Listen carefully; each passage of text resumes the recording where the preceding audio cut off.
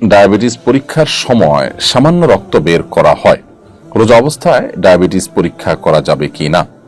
ভাই আমিনুল ইসলাম, ডায়াবেটিস পরীক্ষার সময় সামান্য যে সুইয়ের অগ্রভাগে যে পরিমাণ পানি থাকে ওই পরিমাণ রক্ত যে বের হয়, এর ফলশ্রুতিতে আপনার রোজা ভঙ্গ হবে না যদি এটা গড়িয়ে পড়ার মতো অতটুকু না হয়। আর যদি বড় এক ফোঁটা হয়, যেটা আসলে গড়িয়ে পড়ার মতো হয়, তাহলে সেক্ষেত্রে রোজা ভঙ্গ হবে।